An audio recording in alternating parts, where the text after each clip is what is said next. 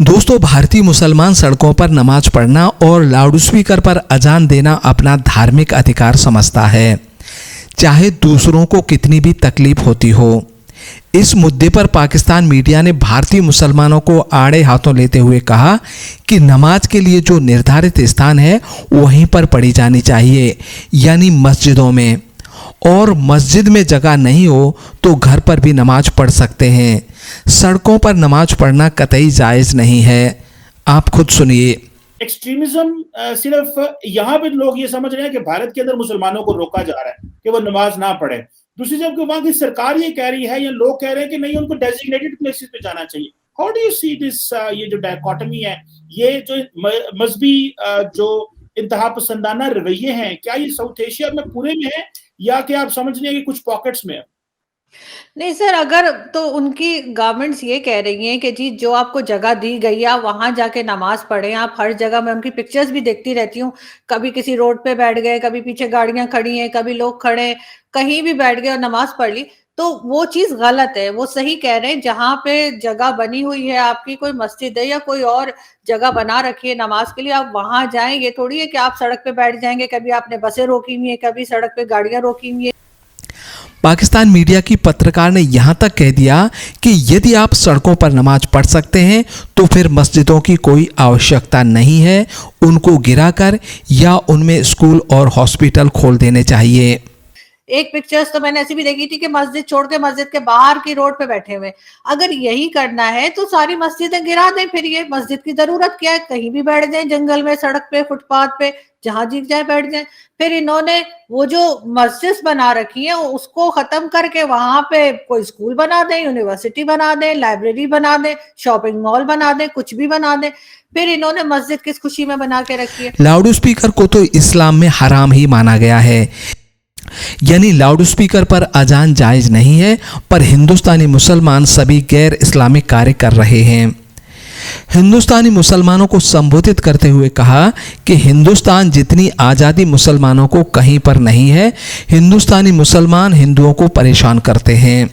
दूसरी तरफ देखते हैं कि वहां पे मुसलमान जो है वो चौड़ा होकर कहीं भी बैठ जाएगा, सड़क के ऊपर नमाज पढ़नी शुरू कर देगा। कभी किसी के मंदिर में घुस जाएंगे, वहां नमाज पढ़नी शुरू। भाई क्यों जा रहे हो मंदिर में या किसी और की इबादत गाह में? आप नमाज पढ़ने के लिए, आपकी अपनी है, वहां पढ़े। इतना प्रॉब्लम है तो जाइए घर पे जाके पढ़ लीजिए। ऑफिस में मैंने तो मतलब नमाज से ज्यादा आसान चीज देखी नहीं इस्लाम में, जो आपको हर तरह से पढ़ने की इजाजत है। आप बैठ के भी पढ़ सकते हैं, आपकी तबीयत खराब है तो आप अगर लेटे हैं तो आप इशारे से भी पढ़ सकते हैं। उसके लिए आप ऐसी चीजें रखी गई कि आप किसी को तंग ना करें, लेकिन हम जानबूझ के ऐसा करते हैं। ये साउथ एशियन मुस्लिम जो है, ये अपने आप को खुद ऐसा बनाया इन्होंने कि सब हमें जो है नापसंद करें। वरना बाकी दुनिया में भी तो मुसलमान रहते हैं, इतनी सारी इस्लामिक कंट्रीज है, कुवैत, कतर और पता नहीं क्या क्या। तो उनके मुस्लिम्स का तो हमने कभी ऐसा नहीं सुना कि वो, आपने कभी देखी कोई पिक्चर के वो पूरा वो जो तोप पहन के घूमते हैं कि वो कहीं पे बैठे हुए सड़क के ऊपर या कहीं मस्जिद के बाहर बैठे हुए? ये सारी नौटंकियां ना हिंदुस्तानी पाकिस्तानी मुसलमानों के अंदर ही है। तो दोस्तों, भारत में जिन मुसलमानों को डर लगता है उनको कुछ दिनों के लिए दुनिया के अलग अलग मुल्कों में जाकर देखना चाहिए, तब पता चलेगा कि हिंदू और हिंदुस्तान जैसा भाईचारा कहीं नहीं है। यूएई में हम देखते हैं, वहां पे मुसलमानों को भी अंदर का वो घुसो भाई, हिंदुओं को भी, सिखों को भी, क्रिश्चियंस को भी, जहां जिसने जो करना है भाई बिल्डिंग के अंदर जाए, बाहर आवाज नहीं आनी चाहिए वरना तो सेट कर देंगे। हमारे जो दोस्त मिडिल ईस्ट से आते हैं वो कहते हैं, मैं बल्कि मलेशिया से मेरे कोई दोस्त आते हैं तो वो कहते हैं सख्त पाबंदी है कि इस बिल्डिंग के बाहर आपकी आवाज तक नहीं आनी चाहिए वरना पेनल्टी, फाइन है। पाक मीडिया ने माना कि मुसलमानों के लिए तो हिंदुस्तान धरती पर जन्नत है, पर ये बात अगर हिंदुस्तानी मुसलमान समझ पाएगा या नहीं वो तो वही जाने। धन्यवाद। सबसे पहले तो पाकिस्तान की तरफ से जो स्टेटमेंट गया है, पाकिस्तान को स्टेटमेंट देने का कोई राइट इसलिए नहीं है कि हमारे यहाँ खुद क्या जो माइनॉरिटी है, हमने उसको कौन से राइट्स दिए हैं या कौन सी उनकी बात ऐसी है जो हम उनका ख्याल करते हो।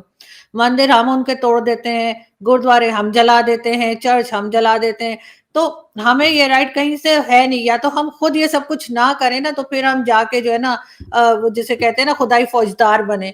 लेकिन जहां तक इंडिया की बात है तो उनमें उन्होंने ये मैंने maybe I am wrong, लेकिन मैंने सिर्फ ये सुना है कि उन्होंने लाउड स्पीकर जो है उसको कहा है कि जी आप आवाज कम रखें या फिर सिर्फ अजान के वक्त इस्तेमाल करें, इसलिए कि वो सुबह से जो शुरू होते हैं तो वहां पे भी शायद वो पूरा दिन ही कुछ ना कुछ करते रहते हैं, तो जो आसपास घर हैं वो लोग तंग होते हैं।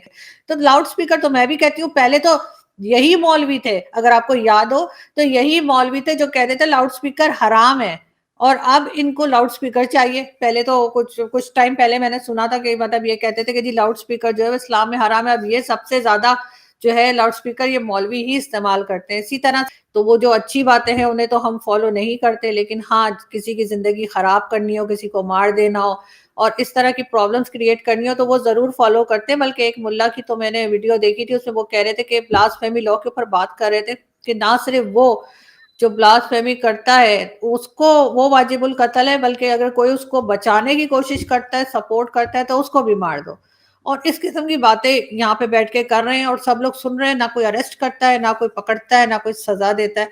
उसके बाद पाकिस्तान का इससे बुरा ही हाल होता हुआ नजर आ रहा है, बेहतर नहीं, क्योंकि सही करने वाला कोई है नहीं। खौफ का नया चेहरा, अंधेरे का नया पता, xtales.net। साइंस फिक्शन, फंतासी और कई प्रकार की कहानियों का संगम। xtales.net।